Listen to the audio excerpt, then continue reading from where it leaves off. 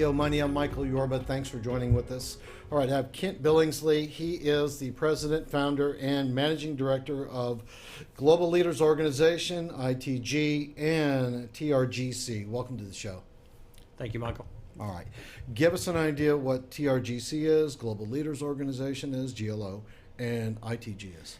Yes, so I'll start with the first one, TRGC. That is the Revenue Growth Company. It's a business I started almost 17, 18 years ago to help CEOs scale their growth without spending more money.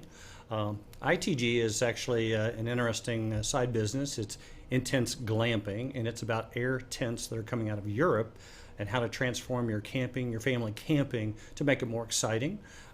Global Leaders Organization is an organization that is being run by Michelle Pacenti, and I'm actually a managing director, so all of the chairs around the country will eventually report to me as we build those out. So those are the three entities that I'm growing and working to scale out. You've got a history very, very steeped in success with what you've done in the past in your history. Bring that out for us. Yeah, I came to Dallas in 1982, and I was brought down here by a division of PepsiCo, Frito-Lay. Went through their management training programs and really enjoyed working for that company. I think that's a great company, products and all that. But then I kept hearing stories about Ross Perot Sr. I was so intrigued, I said, I have to work for this guy. I'm not even sure what they do. And they're behind those shrubs over there on Forest Lane. But I literally called them up and said, I have to work for you guys. And I went in, I started interviewing, and they said, no, you can't work here. You don't understand what we do. And I said, well, you have some amazing advanced training program that goes on for 13 months. You should be able to take somebody like me and turn them into someone that can perform or be a leader for you guys. And so I hired on, worked there about 13 years. I retired out of Hong Kong, where I lived for 3 years, and I was chief marketing officer, chief strategy officer for all of Asia. We were about $1 billion company, I think close to 11,000 employees in 16 countries.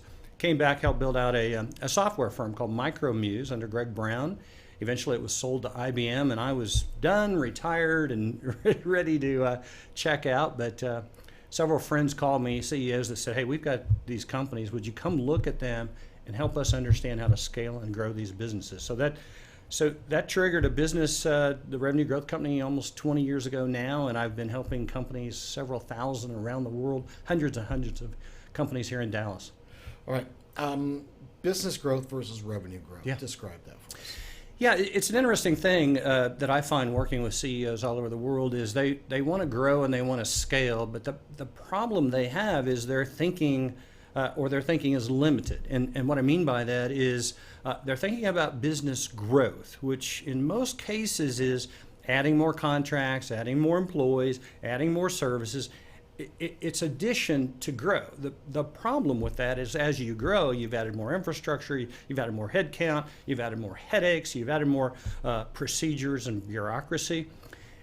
Where I help them at first is right at the top to understand that revenue growth is different. Revenue growth is when you actually scale out from your assets, when you're producing more revenue per employee, per store, per contract, per lead, per whatever is an asset that's part of your company. When we can scale and generate more revenue from each of those assets, we're actually getting growth, but it's much more profitable growth.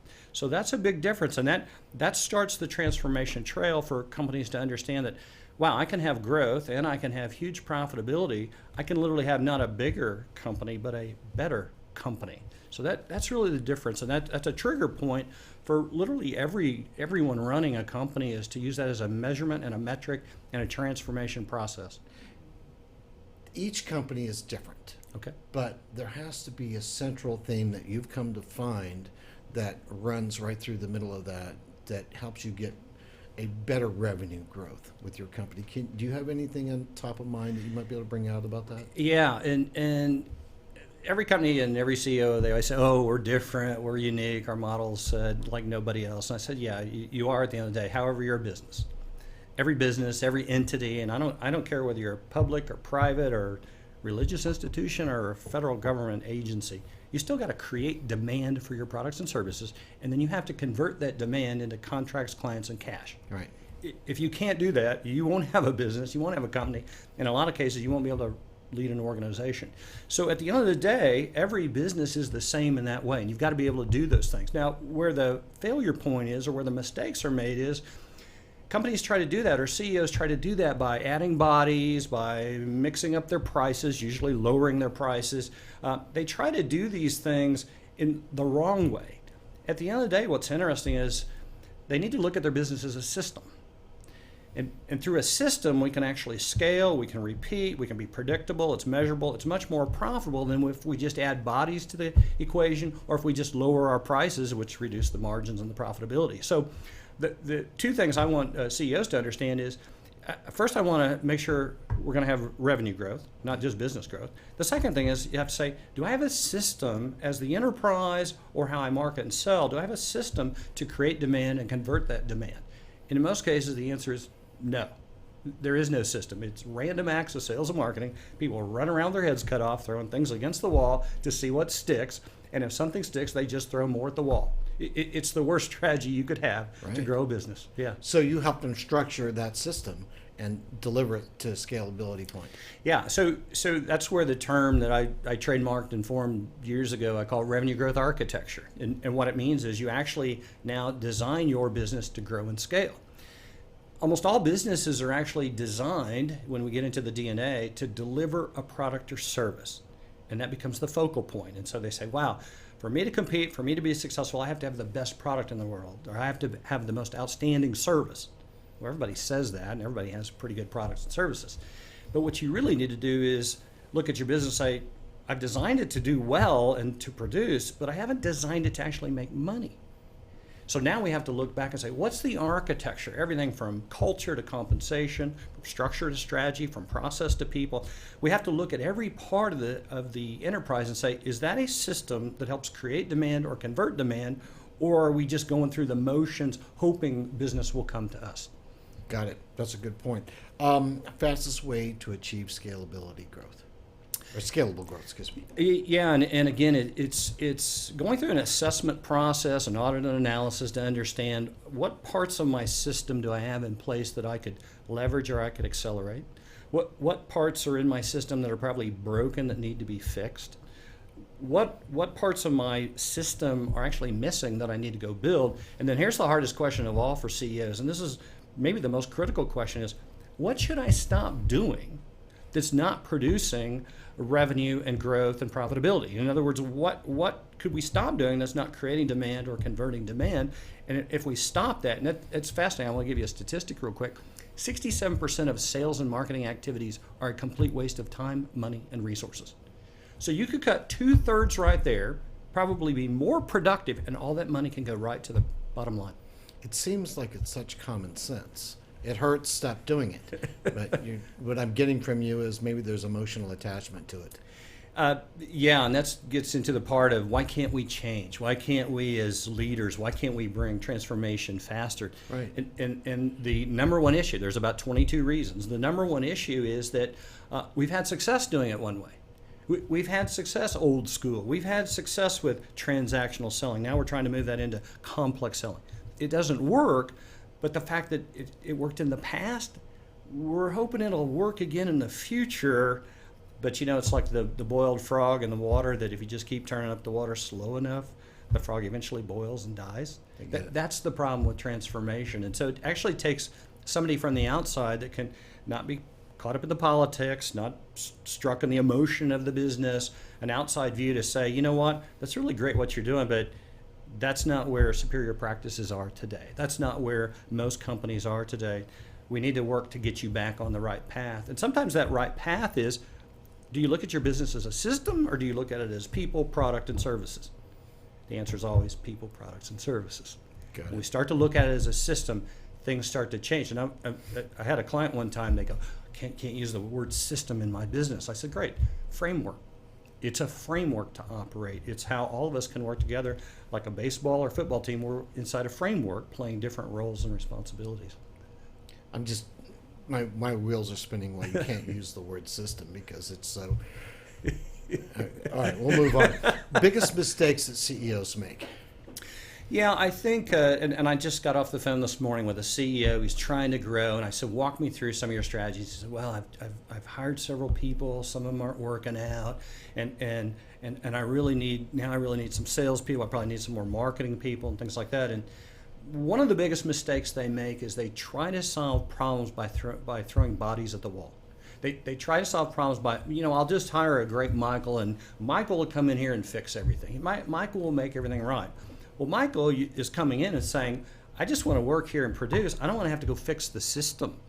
But now you're part of the system, and now you're stuck in the system, and now you get frustrated. You're not producing, and you'll get fired or you'll quit.